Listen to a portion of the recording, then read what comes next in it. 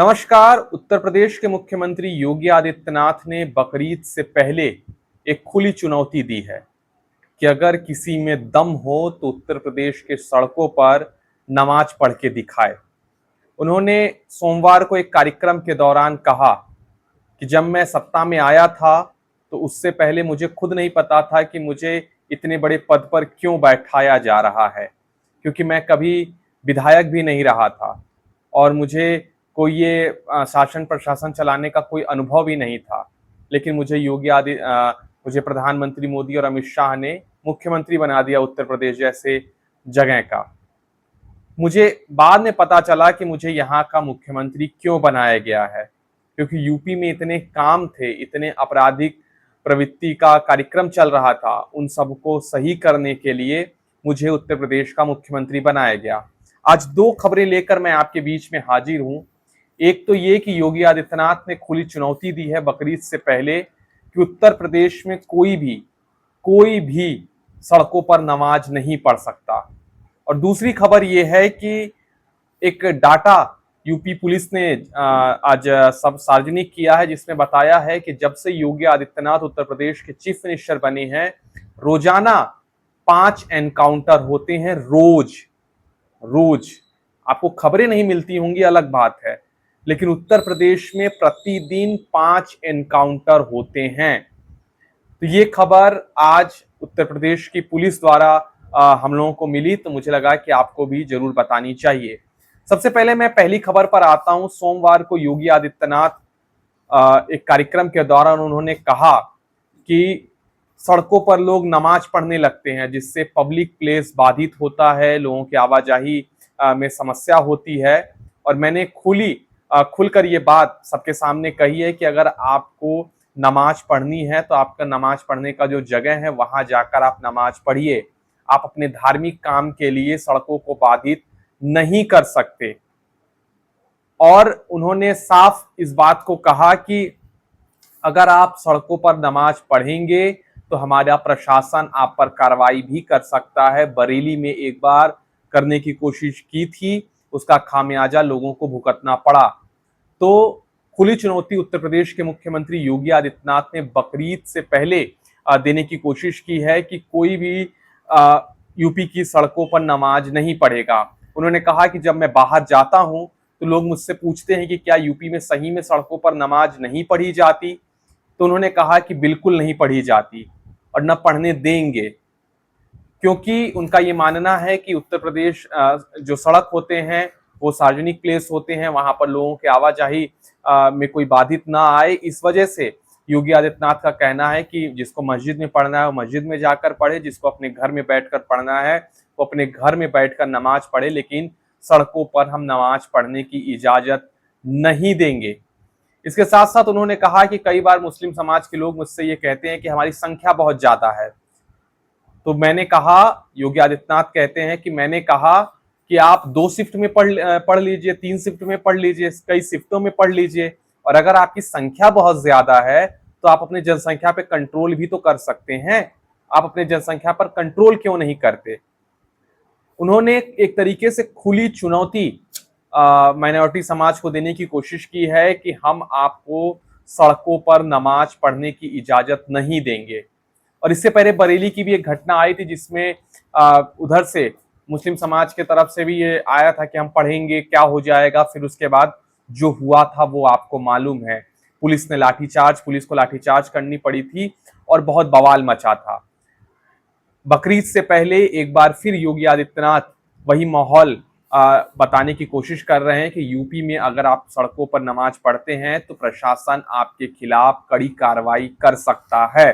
तो इसलिए अगर आपको नमाज पढ़ना है तो आप मस्जिद में जाकर पढ़िए, और अगर आपकी संख्या ज्यादा है तो आप 1 या 2 या 3 शिफ्ट में नमाज पढ़ सकते हैं। तो योगी आदित्यनाथ ने ये खुली चुनौती दी है। आज अखिलेश यादव एक मीडिया चैनल के कार्यक्रम में गए हुए थे, उनसे जब ये सवाल पूछा गया कि योगी आदित्यनाथ ऐसा कह रहे हैं, तो अखिलेश यादव का जवाब क्या था? अखिलेश यादव ने कहा कि सड़कों को तो और चौड़ा करना चाहिए और हम चौड़ीकरण के पक्ष में रहते हैं। और उत्तर प्रदेश में कौन सड़कों पर नमाज पढ़ रहा है? उत्तर प्रदेश में तो अब कोई सड़कों पर नमाज पढ़ता नहीं है। और अगर कोई पढ़ भी लेता है तो क्या हो गया।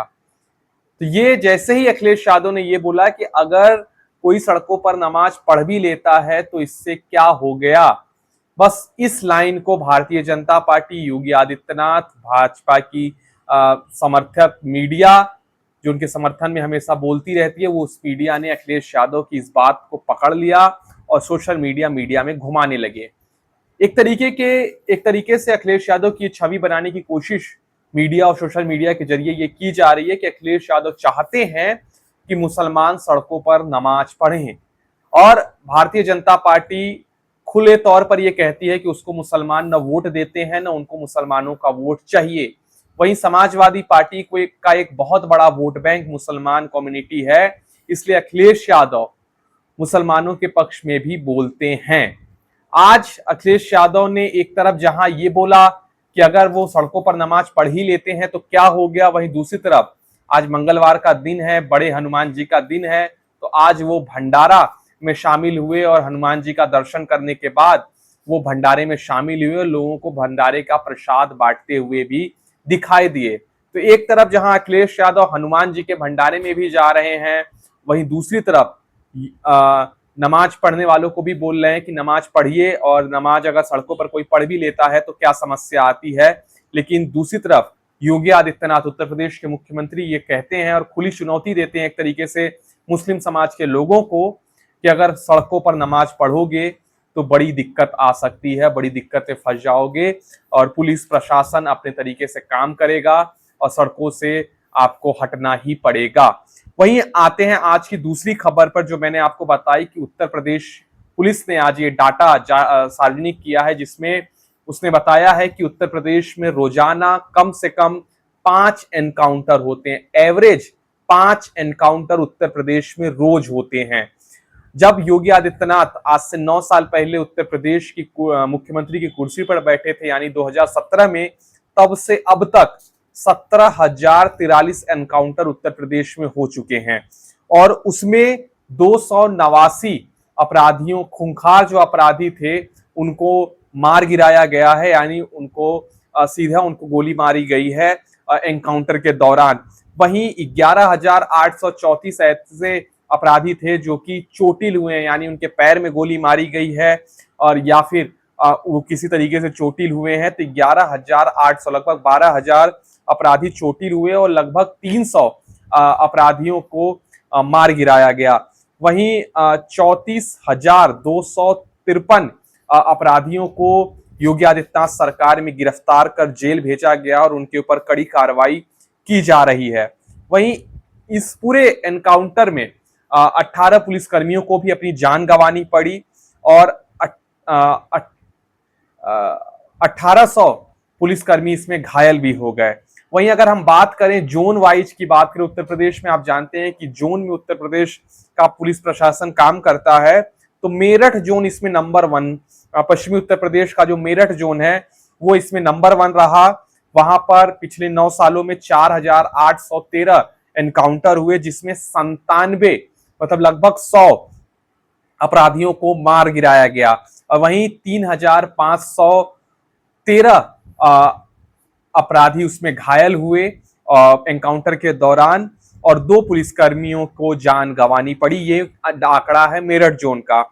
वहीं दूसरे नंबर पर कौन सा जोन था, आप गेस करिए, हमारा गृह जिला वाराणसी जोन दूसरे नंबर पर रहा। वहीं तीसरे नंबर पर आगरा जोन रहा है। वाराणसी जोन में 29 अपराधियों को मार गिराया गया पिछले 9 सालों में। वहीं आगरा जोन में 24 अपराधियों को पुलिस एनकाउंटर में मारा गया है। तो योगी आदित्यनाथ जब से चीफ मिनिस्टर बने हैं तब से रोजाना 5 एनकाउंटर होते हैं, ऐसा खुद उत्तर प्रदेश की पुलिस का कहना है। और 17,043 अब तक एनकाउंटर हो चुके हैं, जिसमें 289 अपराधियों को मार गिराया गया है।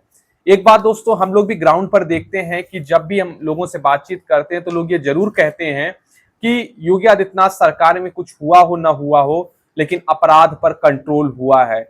और ये बात न सिर्फ उत्तर प्रदेश की जनता कहती है, मानती है, बल्कि उत्तर प्रदेश के बाहर के लोगों से भी जब मैं मिलता हूं तो लोग कहते हैं कि हाँ, बाबा का बुलडोजर, बाबा अपराधियों के ऊपर बुलडोजर चला देते हैं। और वहीं जो बंगाल में इलेक्शन में देखने को मिला कि ममता बनर्जी को एक मुस्लिम परस्त नेता के रूप में भारतीय जनता पार्टी पेश करने में कामयाब रही, अब वही गेम उत्तर प्रदेश में अखिलेश यादव को लेकर भाजपा कर रही है। जैसे ही अखिलेश यादव ने यह बोला कि आज के वक्त में कौन सड़कों पर नमाज पढ़ता है, अब लोग तो अगर कोई पढ़ भी लेता है सड़कों पर नमाज तो उससे क्या हो गया, बस इस लाइन को भारतीय जनता पार्टी पकड़ लेती है और उसको पूरा घुमाने की कोशिश करती है कि अखिलेश यादव तो चाहते हैं कि मुसलमान सड़कों पर नमाज पढ़ें। इस पूरे मसले पर आपकी अपनी राय क्या है, हमें कमेंट कर जरूर बताइए। बहुत बहुत शुक्रिया, धन्यवाद।